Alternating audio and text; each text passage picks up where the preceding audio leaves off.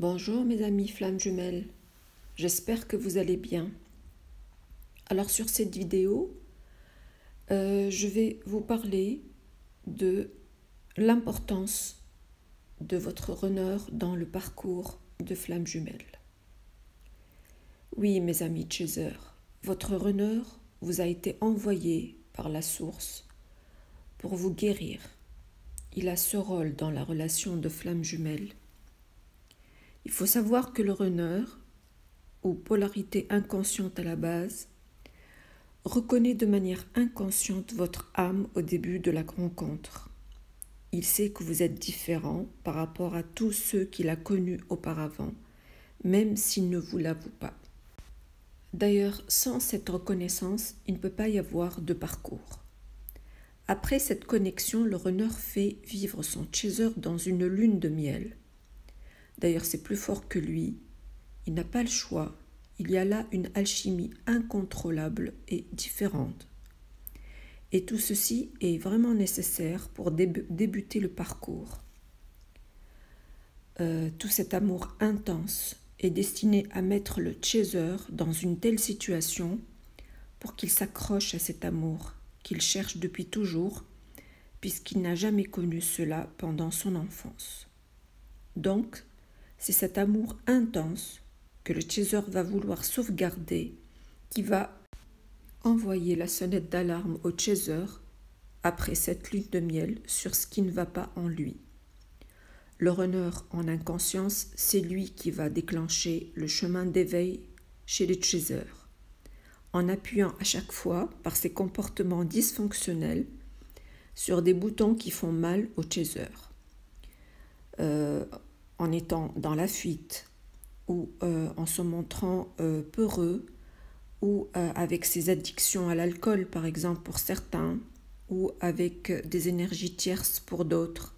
Bref, tout ce qui ne plaît pas au chaser. Là, le runner pousse le chaser à travailler. Il faut savoir que le runner revient à chaque fois dans le lien de manière inconsciente.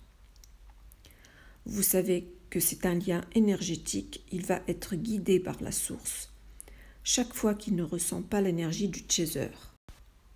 C'est le cas par exemple quand le chaser qui en a ras-le-bol de la relation, qui se retire, qui décide de se retirer. Le runner n'a pas le choix, il revient pour se nourrir de cette énergie qui lui a été retirée et en même temps tester où en est son chaser par rapport au contrôle du chaser par rapport à la relation, par rapport à son lâcher-prise, par rapport à ses peurs, par rapport à son ego, etc. C'est comme si le runner était fait pour donner des leçons au chaser. Chaser qui a toute une autre vision de la relation, à laquelle il va s'accrocher et va être dans l'attente. D'ailleurs, le lâcher-prise, qui est la clé du parcours, demande beaucoup d'efforts de la part du chaser et c'est pour lui une épreuve très difficile.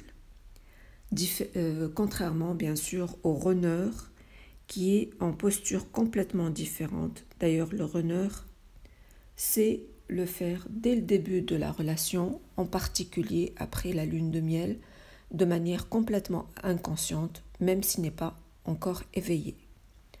Donc pendant cette période ou cette phase, le runner est là pour pousser le chaser à regarder ce qui ne va pas en lui. Le chaser va faire un travail d'introspection, va devoir lâcher prise et va apprendre à aimer son autre de manière inconditionnelle.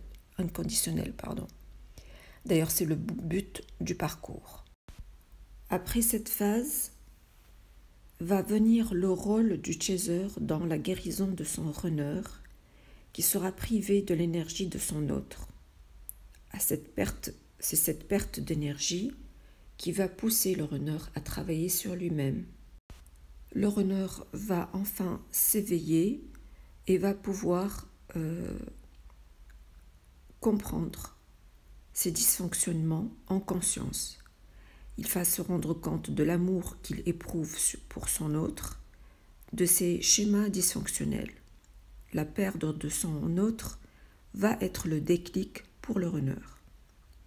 Là, c'est au tour du chaser de jouer son rôle pour aider indirectement ou directement son runner en étant dans l'amour inconditionnel dont le runner a besoin pour avancer. Donc, si on comprend bien, au début, c'est le runner qui est l'éclaireur du parcours en inconscience, puis à la fin, c'est le chaser, l'éclaireur, mais en conscience. Les deux doivent évoluer dans ce parcours. Le runner qui a été le premier déclencheur du parcours revient lors des retrouvailles quand il va sentir que le chaser a guéri ses blessures et qu'il s'est libéré de ses peurs et de son ego. C'est lui qui a aussi cette information le premier. Et c'est à ce moment qu'il pourra faire sa déclaration d'amour au chaser. D'ailleurs, indirectement, là encore, le runner teste son chaser. Il va comprendre que celui-ci est guéri quand il va sentir qu'il a laissé son runner revenir tout seul vers lui.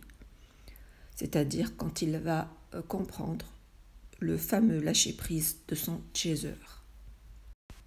Alors oui, mes amis chasers, certains chasers au début de parcours, et même la majorité, je dirais, ont l'impression de vouloir et pouvoir donner des leçons à leur runner. En fait, c'est tout à fait le contraire au début. C'est le runner qui donne indirectement des leçons à son chaser. Mais comprenez bien que cette relation est faite pour que l'un et l'autre apprennent des leçons. Donc cette vidéo a été faite dans ce sens pour que vous compreniez un peu le mécanisme du parcours dans la relation de flamme jumelle. J'espère qu'elle vous a été utile et qu'elle vous a éclairé. En attendant, j'espère vous retrouver bientôt dans une autre vidéo que je jugerai très probablement importante à mes yeux pour vous aider, là encore, à mieux cheminer. N'oubliez pas de liker ma vidéo et de vous abonner à ma chaîne. Et je vous dis à très bientôt.